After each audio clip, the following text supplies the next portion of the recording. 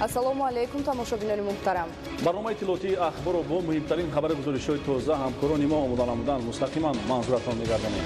дар студия бо шумо ҳамрази абдулмаҷид ва оишаи саттор. 27 октябр асосгузори сулҳу ваҳдати миллӣ пешвои миллат президенти ҷумҳурии тоҷикистон муҳтарам Эмомалӣ Раҳмон бо мақсади иштирок дар мулоқоти якуми сарони давлатҳои Осиёи марказӣ ва Иттиҳоди Аврупо вориди шаҳри остонаи ҷумҳурии Қазоқистон шуданд. Дар фурудгоҳи байналмилалии Нурсултон Назарбоев президенти мамлакат муҳтарам Эмомалӣ Раҳмонро намояндагони воломақоми ҷумҳурии Қазоқистон гарму самимӣ истиқбол гирифтанд.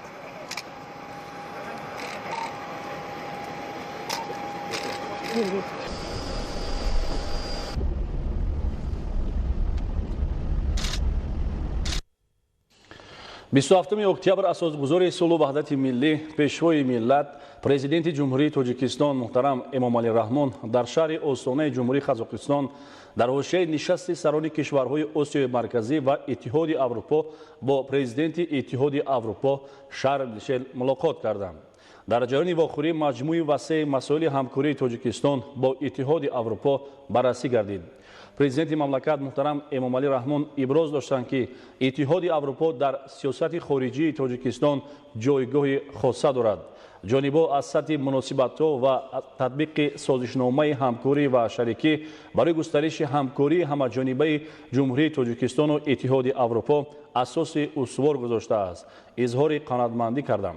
зимни мулоқот масъалаҳои рушди ҳамкорӣ дар самти сармоягузорӣ, фаъолияти ширкатҳои муштарак ва расонидани кӯмакҳои техникиву молиявӣ барои соҳаҳои афзалиятноки иҷтимоиву иқтисодии Тоҷикистон, дастгирии молиявӣ ҷиҳати рафъи паёмадҳои пандемияи COVID-19 ва таъсири манфии буҳрони сиёсии кишварҳои ҷангзада ба иқтисоди кишвари мо мавриди муҳокима қарор дода шуд. ба роҳ мондани ҳамкорӣ дар бахшҳои саноат, истихроҷи маъдан, бунёди зерсохтор, соҳаҳои кишоварзӣ, сайёҳӣ ва маорифу тандурустӣ зарур шумурда шуд. дар рафти мулоқот таҳкими шарикӣ бо Иттиҳоди Аврупо дар маблағгузории татбиқи лоиҳаҳои иқтисоди сабз, иқтисоди рақамӣ, таъсиси паркҳои технологӣ, технологияҳои рақамӣ ва ҷорӣ намудани низоми савдои электронӣ дар Тоҷикистон ба манфиати ҳарду ҷониб маънидод гардид. ҷонибҳо зимни мулоқот инчунин оид ба ҳалли мушкилоти глобалӣ марбут ба об ва тағйирёбии иқлим табодули афкор анҷом доданд. зимни баррасии масоили таҳкими амнiyatu субот дар Осиёи марказӣ, ҷонибҳо қазияи Афғонистон ва ҳамкориҳоро дар самти ҳифзи сарҳад дар чаҳорчӯби татбиқи барномаҳои Бомка ва Каддаб мавриди муҳокима қарор доданд. ҷониби Иттиҳоди Аврупо қайд намуд ки дар масоили Афғонистон Тоҷикистонро шарики муҳими худ ҳисобида, минбаъд низ дар ҳалли қазияи ин кишвари ҳамсоя бахусус мустаҳкам намудани сарҳади Тоҷикистону Афғонистон ҳамкориҳои муфидро роҳандозӣ хоҳад намуд. 27 октябр асосгузории сулҳу ваҳдати миллӣ пешвои миллат президенти ҷумҳурии Тоҷикистон муҳтарам Эмомалӣ Раҳмон дар шаҳри остонаи ҷумҳурии Қазоқистон дар мулоқоти якуми сарони давлатҳои Осиёи марказӣ ва Иттиҳоди Аврупо иштирок ва суханронӣ карданд.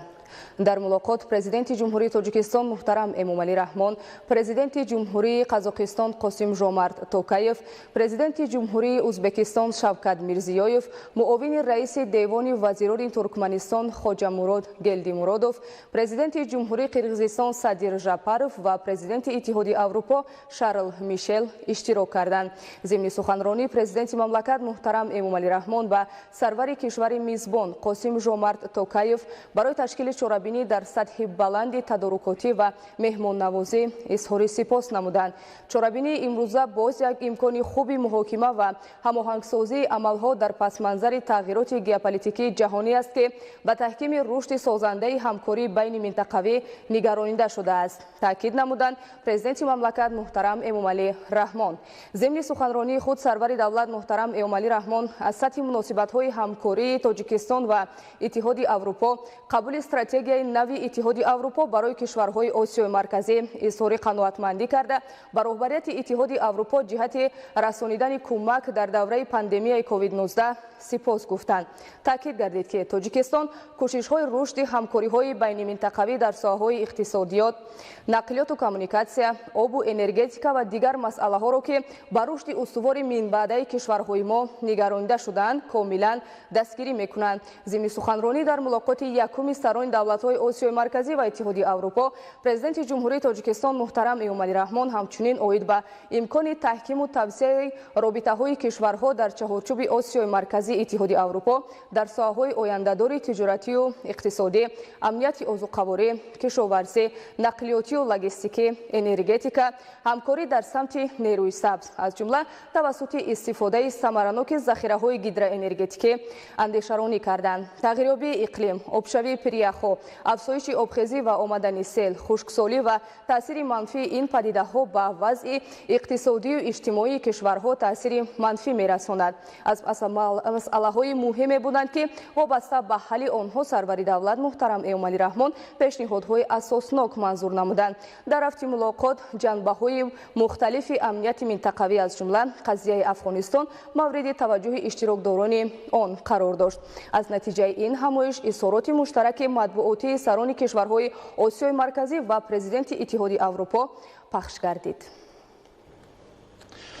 имрӯз асосгузори сулҳу ваҳдати миллӣ, пешвои миллат, президенти ҷумҳурии Тоҷикистон муҳтарам Эмомалӣ Раҳмон ба сарвазири подшоҳии Муттаҳидаи Британияи Кабир ва Ирландияи Шимолӣ муҳтарам Риши Сунак барқияи табрикӣ ирсол намуданд, ки дар он омадааст. ҷаноби олӣ, сарфарозам шуморо ба муносибати интихоб гардиданатон ба маснади сарвазири подшоҳии Муттаҳидаи Британияи Кабир ва Ирландияи Шимолӣ табрик намоям.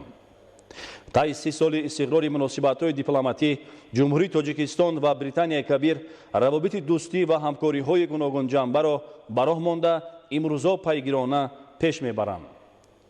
ҷониби Тоҷикистон ба рушди шарикии минбаъдаи ду кишвар ҳамеша аҳамияти хоса медиҳад ва мо алоқамандии таҳкими фарогири ҳамкориҳоямон бо кишвари шумо дар ҳама соҳаҳо мавриди таваҷҷӯҳи тарафайн ҳастем. омодаем ки ҷиҳати пешбурди ин раванд дар сатҳҳои мухталиф сайю талошҳои муштарак ба харҷ диҳем. ба шумо сиҳатмандии комилу дар фаъолияти сермасъулатон комёбиҳо ва ба мардуми дӯсти подшоҳии Муттаҳидаи некуаволӣ ва пешрафти рӯзафзун орзу менамоям.